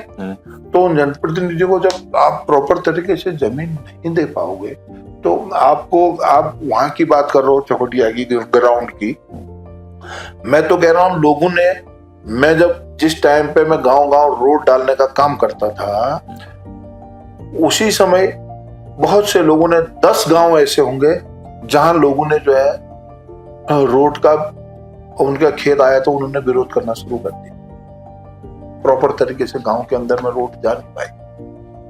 तो कहीं ना कहीं थोड़ी बहुत मन को मारना पड़ता है, देखना पड़ता है। क्षेत्र की जब विकास की बात आती है कहीं ना कहीं कॉम्प्रोमाइज करना पड़ता है। अच्छा, जैसे दौराहाट में काफी, आप रोड कर रहे हैं तो दौराहाट में काफी गांव हैं जो अभी भी रोड से वंचित हैं। जैसे 2 गांवों का नाम ले लीजिए। जैसे एक दौराहाट के, ये कहाँ के थे, मैं अभी बोला, नहीं होना है, मेरे ख्याल से एक गांव भी ऐसा नहीं है, चौकुटिया। हाँ, दौराहाट का जैसे जो चौकुटिया है, वहाँ पे जो तहसील है उसके पीछे जो गाँव था, वहां पर वो बता रहे थे रोड नहीं है। और दूसरा कलम में एक महिला बता रही थी, यहीं से 5 किलोमीटर दूर है वो गाँव, वहां भी रोड नहीं, पैदल आती है। मैं गांव की बात कर रहा हूँ, गांव में हर जगह रोड है। हाँ, तोक में कहीं, तोक की बात मैं नहीं कर रहा हूँ, मैंने आपसे पहले ही कहा मैं गांव की बात कर रहा हूँ। हमारे वहाँ जितने गांव हैं, हर गांव में रोड जाती है। हाँ, तोक में आज जहाँ की आप बात कर रहे हो, गैल गोबली की बात कर रहे हो आप, वो गांव, उस गांव का नाम गैल गोबली है। वहां पर 2020 में वहां पर रोड के लिए जो पैसे हैं वो भी डाल दिए थे, वो सब कुछ तैयार भी हो गया था, मैंने उनसे प्रॉमिस भी किया था आपके वहां हम रोड ले आएंगे। 2020 में जब कोरोना लग गया, कोरोना के बाद किसको रोड की हो रही थी, फिर तो जान बचाने की हो गई, तो जान बचाने में लग गए सब, वो रोड जहां पर थी वहीं पर रहे। अब इन चीजों को हम अब क्या करते बताइए, वो गांव नहीं है, वो भी एक तोक है। ठीक है, समझ गया। हाँ, तो जैसे अगर आप गांव सब रोड 2027 में आप विधायक बने तो आप पहुंचा दोगे उधर भी रोड? हाँ, पहुंच जाएंगे, क्योंकि मैंने गांव का तो काम, गांव में तो रोड सभी जगह पहुंचा दी थी, अब केवल तोकों में पहुंचानी है। जो भी ऐसे इंटीरियर तोक होंगे निश्चित तौर पर उनमें रोडों का इंतजाम हम पक्की, पहला हमारी प्राथमिकता यही रहेगी कि हम उनको रोडों से जोड़ने का काम करें। अच्छा सर, जैसे अब मैं आपको गांव के नाम बताता हूँ जहाँ रोड है और खराब हालत है, मतलब एक गांव है, फिर आप नाम पूछोगे ना। नागाड़ से जोरासी तक एक रोड है, वहाँ गड्ढे गड्ढे नहीं, ये आप बहुत सही बात कह रहे हो, गड्ढे ही गड्ढे हैं। 2017 से 2022 तक अगर एक भी रोड की कंप्लेंट है तो आप मुझे बताइए, एक भी रोड की। 2022 के बाद मैं सत्ता में हूं ही नहीं, सत्ता में जो लोग हैं उन लोगों की जिम्मेदारियां बनती हैं, क्योंकि ये सरकार से पैसे लाने वाली बातें होती हैं, और ये टोटली जो है जिन लोगों को क्षेत्र से चुन के भेजा गया, जिनको जिम्मेवारी सौंपी गई है क्षेत्र के लोगों ने, ये सब उनके हाथ का काम है। मुझे पता है इस समय विधानसभा दौराहाट में आप एक रोड गिना रहे हैं, आप वो कौन सी रोड है जो एक अच्छी रोड है ये पूछिए। अब अच्छी रोड बची नहीं है, सभी रोड टूट गई हैं, सभी रोडों की बहुत ज्यादा वो हो गई है, क्योंकि 5 साल मेरा कार्यकाल था, उसके बाद 5 साल ये चले गया है। तो निश्चित तौर पे हम इसको 10 भी ना कहें तो कम से कम 7-8 साल तो हो ही गए हैं। 7-8 साल में रोड खराब हो जाती है, 7-8 साल में उसकी मरम्मत होनी चाहिए, पहले ही हो जानी चाहिए। तो वो हो रही होगी, करवा रहे हैं। अच्छा सर, एज अ, चलो आपको भी दिख रहा है कि रोडों की हालत खराब है, तो एज अ विपक्ष आप क्या स्टैंड ले रहे हो? मैं एकदम विपक्ष में भी नहीं, मैं तो इस समय जनरली एक आदमी हूँ। विपक्ष में वो लोग हैं जो पक्ष वाले के साथ चुनाव लड़े हुए। अच्छा ठीक है। हाँ, वही लोग अपनी बात रखनी चाहिए। कोई भी, पर फिर भी जनप्रतिनिधि तो जनप्रतिनिधि होने के नाते मैं हर रिपोर्ट की, मेरे पास हर रोड की मैंने रिपोर्ट कर रखी है। हर रोड के लिए मैंने इसको ठीक करो के उसकी आवाज उठा रखी है।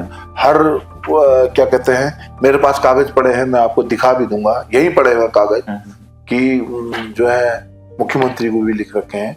तो और अभी गाँव में गया था, तो लगातार जो है फिर मैं गाँव के लिए जो है फिर उन गाँव में जहाँ पर रोड का व्यवस्था नहीं हो चुकी, वो सरकारी तौर पर उनको जो ठीक करवाने की बात हो रही है, शासन को, प्रशासन को भी लिख रहा हूँ लगातार।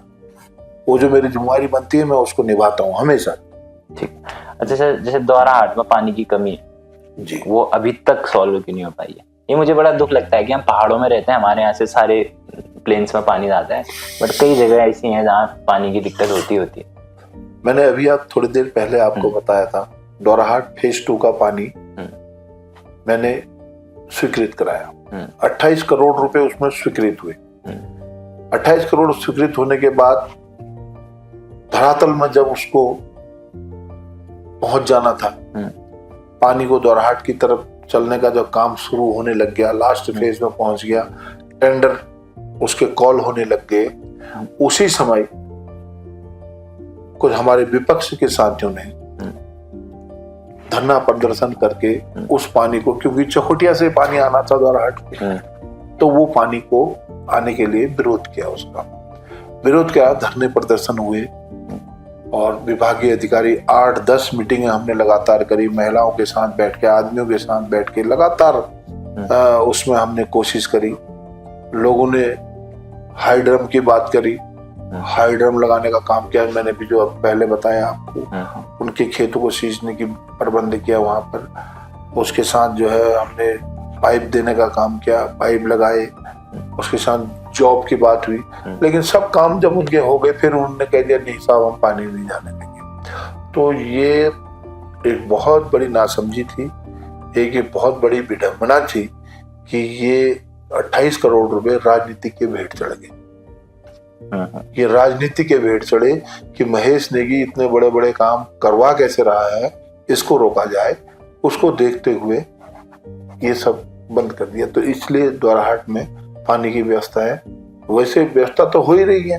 फेज 1 का जो पानी था वो आ ही रहा है, लेकिन तीसरे दिन यहाँ आज पानी मिलता है लोगों को, तो वो जो है पानी आता तो कंटिन्यू। तो पानी की समस्या अगर 2027 के बाद आप कर दोगे? पानी की समस्या है, इसको तो निपटाना ही है, पानी की समस्या ठीक करनी। क्योंकि हम देख रहे थे जो रामगंगा है उसका जल स्तर भी गिर रहा है। जी, जो हम पानी उठा के लाते हैं, जो पानी उठता है वो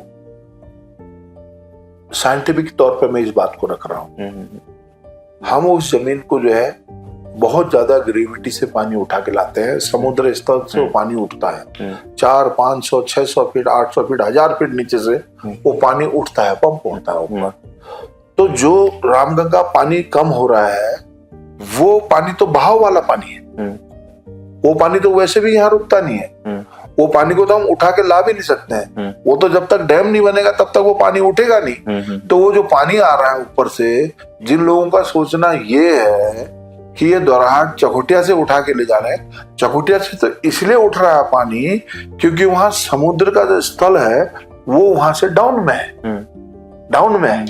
जो हल्का फुल्का पानी सींचता है क्योंकि कैचमेंट इलाका बहुत बड़ा है, वो कैचमेंट एरिया जो होता है, पानी जो बरसात का आता है वो भी होता है। तड़ाक ताल का झील की बातें चल रखी हैं, वो भी झील की एक अभी से, वो झील के लिए हमने बड़ा प्रयास किया था।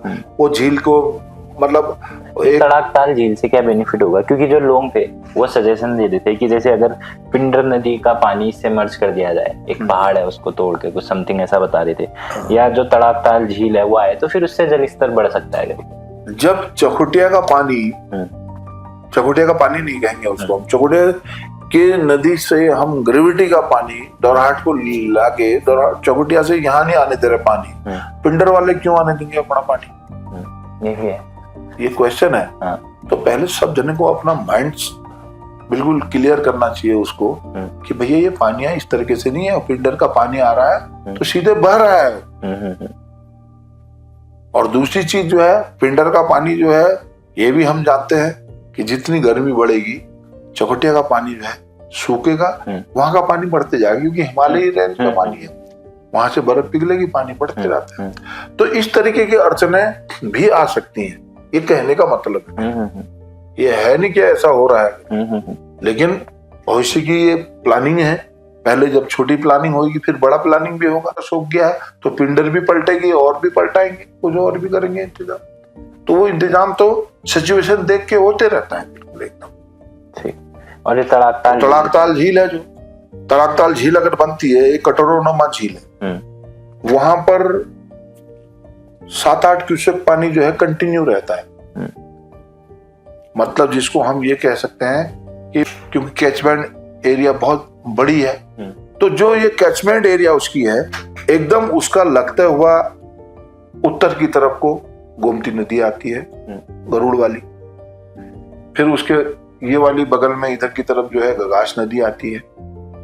फिर उसके वाली इधर की तरफ को जो है कुंथाड़ नदी आती है, ये जो ये रौला आता है। फिर उसके बाद रामगंगा नदी उधर से आती है। तो अगर वहां पर पानी रोका जाएगा, अगर पानी वहां पर रुकेगा, तो निश्चित तौर पर ये समझ लीजिए ये 5-6 नदियां जो है रिचार्ज हो जाएंगी। और वो रिचार्ज होंगी, मतलब चाल खाल टाइप का हो जाएगा। हाँ, कोसी भी नदी है उसमें, तो बड़ा है, बड़ा चाल खाल नहीं है वो, चाल वाल खाल नहीं है वो, बहुत बड़े नदी है। उसका जो सरोवर बनेगा वो नैनीताल से बड़ा सरोवर बनेगा। तो उसमें जो है 1,40,00,000 रुपए मैं अपने टाइम पर लेके आया था, और जिसकी की जो है वहां पर वो चल रही है पूरी पूर्ण तरीके से, उसको किस तरीके से ये बन सकती है जीरो रे, कहाँ से पानी रीज रहा है क्या नहीं है करके, वो उसका पूर्ण तरीके से जांच प्रक्रियाएं चल रही हैं। तो वो लगे हुए हैं, आजकल भी वो काम चल रहा है। वो काम पहले ही हो जाना चाहिए था, क्योंकि उसमें कोरोना के टाइम पर जो उसके ठेकेदार थे उनकी डेथ हो गई थी, तो इसलिए काम वो रुक गया था। उसको भी हम बहुत तेजी से आगे को बढ़ाने के में लगे हैं, प्रयास में। ठीक। अच्छा सर, जैसे 1-2 पेट्रोल पंप थे उधर तेल नहीं मिलता है, ऐसा भी कह रहे थे लोग कि 4 महीने में बस 3-4 बारी तेल मिलता है। चकोटिया में ही है पेट्रोल पंप। अब ये तो पेट्रोल पंप मालिक जाने क्या है करके, मतलब ऐसा उसके बाद पैसे नहीं होंगे या कोई कारण रहा होगा, क्योंकि तेल तो मिल ही रहा है सब जगह। अच्छा, जैसे आप काम तो बता रहे हो, तो आपको क्या लगता है कि आप कहाँ लैग करें कि लोग ये समझ रहे हैं कि आप बड़े काम नहीं करते हैं, आप लोगों से पर्सनल वो बनाते हैं, रिलेशन बनाते हैं? नहीं, वो बड़े काम क्या होते हैं? जैसे बड़े काम बताइए। नहीं, मैं तो कह रहा हूँ आप कर रहे हो, जैसे आप बता रहे हो कि आप तड़ाक। अब जब लोग बाग उसका ध्यान नहीं देंगे कि इन्होंने क्या बड़े काम करते हैं, क्या नहीं करते, तो कैसे पता चलेगा? यही तो बड़े काम है जो मैं बता रहा हूँ। मैं एयरपोर्ट की बात करता हूँ, लोग बाग उसमें धरना प्रदर्शन करते हैं, ये छोटा काम है। चकोटिया में एयरपोर्ट के लिए मैंने बात करी, 12 करोड़ रुपए वहां खाते में पड़े हुए हैं। 12 करोड़ रुपए, ऑन रिकॉर्ड कह रहा हूं इस बात को। 12 करोड़ रुपए जो उनका खेती का मुआवजा मिलना था, वो उसमें तैयार हुआ है। उसको मैंने करने के लिए कहा, तो वहां के लोगों ने मेरे खिलाफ जो है 6 महीने मुर्दाबाद के नारे लगाए। ठीक है ना, एयरपोर्ट पे। हाँ, उसके बाद सुन लीजिए, मैं पूरी बात बता रहा हूँ आपको।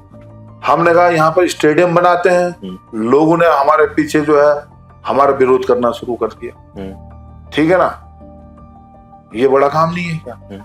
हमने कहा दौराहाट चकोटिया जो है, हम बगल में हमारी राजधानी की बात करते हैं गैरसैंण, उसके बगल में जब तक नगर पंचायत, नगर पालिका इस तरीके के नहीं होंगे तो हम कैसे वो सोचेंगे भाई, थाना, ये चीजें नहीं होंगे तो कैसे बात करेंगे बताओ। हमने नगर पंचायत की बात करी, और आप यकीन करोगे लोगों ने ऐसा र्यूमर फैलाया कि हमें दूध का भी किराया देना पड़ेगा, घास नहीं काट सकते हैं, हम अपने बर्तन नहीं मल पाएंगे, उसके लिए जो पानी आएगा उसको भी ये ले लेंगे, हाउस टैक्स ले लेंगे, फलाना टैक्स। आज पूछिए जरा, 4-5 साल हो गए नगर पंचायत बने हुए, ज्यादा हो गए हैं, तो किसी को 1 रुपए का टैक्स पड़ा क्या? और 1 साल तक मेरे खिलाफ मुर्दाबाद के नारे चलते रहे लगातार। आज जो है करोड़ों करोड़ रुपया नगर पंचायत में आ रहा, उसकी दशा दिशा ही बदल चुकी है धीरे धीरे करके। सोच अच्छी होनी चाहिए और बढ़िया बनते चले जाएगा। उसमें लोगों ने विरोध किया, तो ये बड़ा काम नहीं था क्या? बताइए। हमने अगल बगल थाने बनाओ, कोतवाली बनाओ, ये बातें हमने रखी। दौराहाट में जो है हमने अग्निशमन के लिए खैर का लैंड दे रखी है यहीं पर, ठीक है ना? ये बड़ी बातें नहीं है क्या? दौराहाट का जो उद्यान है, सरकारी उद्यान, उसके डेवलपमेंट के लिए 1 करोड़ रुपए उसी समय लेके आए और उसको और बढ़िया बनाने की बात करी। ये डेवलपमेंट, ये बड़ा काम नहीं है क्या? बताओ। इंजीनियरिंग कॉलेज को और बड़ा बनाने के लिए हमने कहा इसको और अच्छा बनाइए और इसमें सुविधाएं होनी चाहिए करके हर चीजें वो बातें उठाने का काम किया। ये अच्छी बात नहीं है। डिग्री कॉलेज से लेके प्राइमरी तक जो है हर स्कूल को हमने अपग्रेड करके जो है उसमें हमने स्पेशली तौर पे जो है जो बच्चे टांग पट्टी में बैठते थे उनको कुर्सी मेज में बैठाने का काम किया। ये बड़ा काम है, सोचने विचारने काम है, ठीक है ना? उस समय कोरोना नहीं आता तो इसकी और रूपरेखा बदली होती और हम इसको और सुंदर बनाने का काम करते हैं। ये काम न कभी पहले हुए न अभी आगे होने की संभावनाएं हैं। तो ये सोच भी जनप्रतिनिधि को और जनता को बनाना होगा। जनता को सोचना होगा कि वाकई में क्या क्या डेवलपमेंट के काम हुए हैं, क्या नहीं हुए हैं। अच्छा सर, जैसे आपने एयरपोर्ट की बात करी तो मुझे उससे एक चीज और याद आई कि द्वाराहाट में बस स्टैंड नहीं है, यानी डिपो नहीं है। तो जहाँ एयरपोर्ट की बात कर रहे हैं, एक डिपो तो हो सकती थी। बिल्कुल हो सकती थी। मैं आपको ये भी कहना चाहता हूँ, बस डिपो की हम एक बात करते हैं, आप एक बात है उसके लिए जमीन कितनी चाहिए पहले बताइए? करीबन 5 नाली से तो हो जाएगा। नहीं, 10 नाली ना, ये कैकड़ों वाला हिसाब है। डिपो खोलने का मतलब ये होता है उसमें पेट्रोल पंप से लेके उसमें पूरे गाड़ियों को ठीक करने से लेके टायर फायर सब ठीक करना, ये वो बहुत बड़ा उसमें कारोबार होता है। और उसके लिए कम से कम एक डिपो खोलने का मतलब ये है वहां से बहुत से गाड़ियां संचालित वहीं से होनी चाहिए। तो वो निर्भर करता है वहां के क्षेत्र की जनता के ऊपर कि वहां की पॉपुलेशन कितनी है, कितने लोग वहां से सवारी करेंगे, क्या करेंगे, क्या नहीं करेंगे। मैं आपको बताना चाहता हूँ, जाली को गाड़ी जाती थी वो बंद हो गई, दुनागरी को गाड़ी जाती थी वो बंद हो गई, तड़ाकताल को सरकारी गाड़ी जाती थी वो बंद हो गई, और सुरई खेत को जाती थी गवर्नमेंट की गाड़ी वो बंद हो गई। तो ये बंद क्यों हुई? क्योंकि पैसेंजर ही नहीं थे। हमने एक रोड पे जब लोगों ने बहुत ज्यादा प्रयास किया, बहुत ज्यादा धरना प्रदर्शन करने लग गए, हमने कहा रानीखेत से जो मासी को गाड़ी आती थी वो लगातार आती थी गाड़ियां, रोडवेज की गाड़ी, जब हम उसको लगाने के और दुनागिरी वाली गाड़ी को चलाने के जब हमने प्रयास किया कि इसमें चलाएं और गाड़ी चलने लग गई, मेरे घर के आगे जो है दर्जनों जो है टैक्सी वालों ने धरना प्रदर्शन करना शुरू कर दिया। भाई हमने टैक्सियां ले रखी, हमारा किराया क्या है, हम इसकी किस्त कहां से देंगे, हम क्या देंगे, तुमने ये कैसे चला दी। अब हम उनकी सुने या उनकी सुने, ये एक बहुत ज्यादा फर्क आ जाता है इसी चीज का। तो ये चीजें भी सब संज्ञान में रखनी पड़ती है। पर जैसे आप कह रहे हैं कि लोग क्यों नहीं है, तो ऐसा भी हो सकता है कि क्या पता जो उनको फैसिलिटी मिल रही है बसें अच्छी ना हो, इस वजह से भी तो हो सकता है। आए दिन ब्रेक फेल होते हैं सरकारी बसों में। अब ये तो जो है रोडवेज खुद ही घाटे में चल रही है, बहुत ज्यादा घाटे में चल रही है, पैसेंजर उसमें बैठ नहीं रहे हैं। सरकार की व्यवस्थाएं ऐसी हो चुकी हैं कि सीनियर सिटीजन वाले जो है आजकल वही उसमें बैठ के जाते हैं, उनका किराया लगना नहीं है, तो उनकी आमदनी कहाँ से हो? वो उनके टायर फटे हैं तो फटे ही रह जा रहे हैं, उनका क्या हो? तो इसको सरकार की ये नीतियां जो है गवर्नमेंट ने बनानी चाहिए, अच्छी नीतियां इसमें होनी चाहिए। मतलब मुझे लगता है सरकार को ट्रेंड के हिसाब से चलना चाहिए ना। अगर बसों का दौर खत्म हो रहा है, छोटी टैक्सियां तो चल रही हैं, तो क्या पता छोटी टैक्सियां बना लें अपनी। तो उससे भी तो पैसा टैक्सियां तो प्राइवेट लोगों ने बहुत खरीदी रखी है मैं कह रहा ना, हूँ सरकारी ऐसा नहीं है पैसेंजर कहीं पर खड़ा मिल रहा है, पैसेंजर तो लगातार चल रहा है। हाँ वही कह रहा है हूँ। ना, उसको टैक्सी में अन्य चीजों में वो चल रहा है। अब ऐसी व्यवस्था है कहीं पर नहीं है कि वो व्यवस्था नहीं हो पा रही और आदमी खड़ा ही रह गया रोड पे, ऐसा है नहीं। तो बस नहीं आती है तो आजकल तो अब जो है चकोटिया से लेके दोराहाट से लेके दोराहाट के ग्रामीण क्षेत्र जहां जहां रोड गए वहां से दिल्ली को, हमारे विधानसभा दोराहाट से 20 गाड़ियां डेली दिल्ली चल रही हैं। वही मैं कह रहा हूँ ना, 20 गाड़ियां गांव से चल रहे और हर जगह से उठा ले जा रहे हैं। अगर मैं उनको फोन कर दूं कि मेरे को दिल्ली जाना है तो मेरे को मेरे घर से उठाएंगे, और जहां दिल्ली जाना है वहां भी घर तक पहुंचाते हैं। तो होम डिलीवरी होने लगी तो आजकल तो फिर लोग बाग पशु की तरफ जरा कम ध्यान देते। हाँ ये भी है, बट मेरा वही था कि सरकार को अगर वहां से भी प्रॉफिट कमाना है तो छोटी छोटी गाड़ियां भी अपनी निकाल सकते हैं, हो सकती है। हाँ वही। अच्छा, जैसे कमीशन प्रथा भी आपने बोला, तो उसके बारे में क्या सोचते हैं? उत्तराखंड में काफी बढ़ रही है कमीशन प्रथा, और आप गवर्नमेंट जॉब में भी थे तो उस टाइम उस दौरान भी देखी होगी आपने, तो कैसे खत्म करी जा सकती है? देखिए मैं एक चीज बताऊं ना, ये व्यवस्था बहुत खराब हो गई। ये अब कुछ लोगों ने अपना जन्म सिद्ध अधिकार मान लिया है।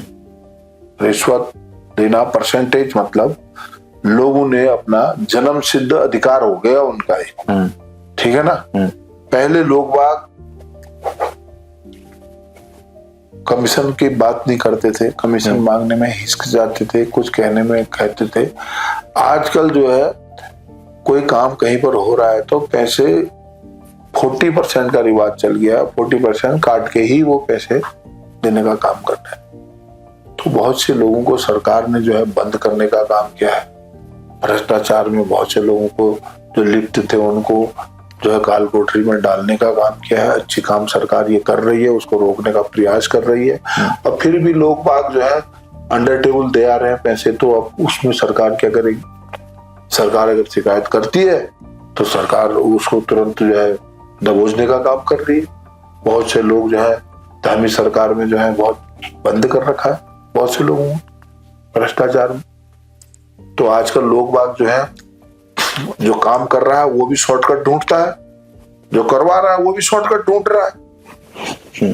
अगर काम करने वाला 1 लाख का काम अगर किसी को मिलता है, अगर वो 1 लाख का काम पूरा कर देगा, कौन सा इंजीनियर उससे जो है कमीशन मांग लेगा? बताइए आप मेरे को। अगर आपको 10 लाख का काम मिला है और इंजीनियर ने नापा तो वो 10 लाख 5,000 का बन रहा है मान लिया, तो कौन इंजीनियर उसको काट के तुम्हारे को जो है कमीशन मांगेगा उससे? तो करने वाला भी शॉर्टकट ढूंढ रहा है और करवाने वाला भी शॉर्टकट ढूंढ रहा है। वो उसको भी समझ जा रहा है कि 1 लाख का काम 40,000 में कर रहा है तो भैया और पैसे हमें भी दो। ये चक्कर है। लेकिन हमने उसमें भी रोक लगाई। हमारे टाइम पे हमने पूर्ण तरीके से हमने अपना विधायक निधि का पैसा जो है दोराहाट और चकोटिया ब्लॉक में देने का काम किया। दोनों ब्लॉक प्रमुख जो है हमारे यहाँ पर उस समय कांग्रेस के ब्लॉक प्रमुख थे, मैं बीजेपी का विधायक था, और हमने पैसा यहीं दिया, टोटली पैसा।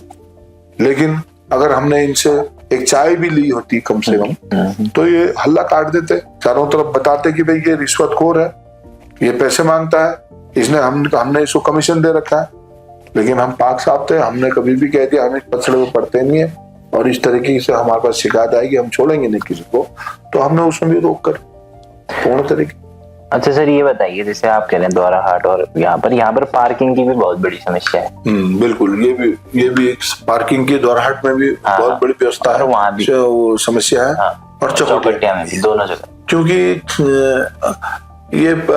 ये दोनों दोराहाट के जो है ये पौराणिक मार्केट है, दो की दो पुरानी अपने टाइम की बनी हुई है। पहाड़ों में अमूमन ऐसे ही मार्केट है, सब जगह बनी होती है, तो उसमें कहीं एक्स्ट्रा लैंड कहीं पर होती नहीं है। अगर थोड़ी हट के शहर से, या तो उस शहर का इस तरीके से उसको विकसित किया जाए कि थोड़ी दूर आगे पीछे भी उस शहर बड़े इधर उधर जाए। तो अभी हमने कोशिश करी दोराहाट की जो एक पार्किंग जो है नीचे की तरफ हम चकोटिया रोड में बनाने का काम किया। लेकिन अब मैं वहां देखता हूं तो वो नगर पंचायत की गाड़ियां खड़ी रहती हैं, उसके अलावा वहां कोई जाता ही नहीं। वो इसलिए नहीं जाता है कि वो मार्केट से 1 किलोमीटर दूर जाता है, वहां जाके खड़े करके बाजार में कोई आलू खरीदना आएगा तो क्यों आएगा? उसको तो 1 घंटा वहां जाने में लाने में लग जाएगी, गाड़ी लाने में। तो ये यहाँ पर समस्या है जगह नहीं होने के कारण। अच्छा सर, हमारे अब लास्ट के 2 ही क्वेश्चन बचते हैं। पहला तो थोड़ा ऐसा ही है कि अगर मुझे विधायक का चुनाव लड़ना है तो मेरे पास कितने पैसे होने चाहिए जेब में? विधायक के चुनाव लड़ने के लिए पैसे की जरूरत तो नहीं है। विधायक के चुनाव लड़ने के लिए 5 साल अपने पूरे क्षेत्र के अंदर में किन किन लोगों के साथ किन किन मुद्दों को उठाया है, किन किन लोगों के साथ आप खड़े हैं, कैसे आपने उसका सफर शुरू करा और किस तरीके से आप लोगों की मदद कर रहे हैं। पर फिर भी लोग सबसे बड़ी चीज है। वैसे तो बिना पैसे के तो चुनाव कहाँ होते हैं, तो पैसे की आवश्यकता होती ही है। अब तो चुनाव तो बहुत पैसे का चुनाव हो गया है, बहुत लंबे लंबे चुनाव हो गए हैं। इसमें कोई था नहीं है। जो बहुत से लोग जो है, हमसे तो काफी लोग कहते हैं कि 4-5 करोड़ रुपए चाहिए। नहीं, मैं आपको कहना चाहता हूँ, अगर आपने पूरा अच्छा काम किया और आपकी सोच अच्छी हो। अब मैं एक बात बताऊं, लोग चुनाव के अंदर में 1-1 करोड़ 1.5 करोड़ रुपए की शराब लोगों को पिला देते हैं। और मैं अपने बारे में बताना चाहता हूँ, जब मेरा चुनाव हुआ, जब मैं चुनाव जीता, सबसे अधिक मतों से जीता इस जिले के अंदर, रिकॉर्ड है अभी भी। उस रिकॉर्ड में जब हेमा मालिनी आई थी दोराहट चौखटिया में, बाकली के ग्राउंड में भीड़ थी, वहां पर 15-20 हजार लोगों की भीड़ थी। तो मैं एक ऐसा आदमी था कि मैंने कहा, भाई जितने लोग यहाँ शराब पिए हुए हैं या शराब पीने वाले हैं वो उठ के चले जाएं, मुझे इनके वोट नहीं चाहिए, यहाँ से उठ के चले जाएं। तो हमने तो 2 रुपए भी शराब में खर्च नहीं किए। तो पैसा तो जो होता है शराब में पैसा खर्च करते हैं मैक्सिमम लोग। कुछ लोग रिश्वत देने का काम करते हैं, उन्होंने साल भर काम नहीं किया होता है, किसी की मदद नहीं की होती है, तो उस समय वो जबरदस्ती पैसे दे के वोट खरीदने का काम करते हैं। अगर ये सब चीजें बीच में ना हो तो निश्चित तौर पर जो है बहुत कम पैसे में भी चुनाव जीते जाते हैं। अच्छा सर, हमारे अब लास्ट के क्वेश्चन बचते हैं कि थोड़ी कट करना है। छोड़ो यार, ये भी कोई सवाल है भाई? चलो यार, कमरा कैट करो यार, ये हो गया। मैं ऐसे सवाल नहीं बोलता।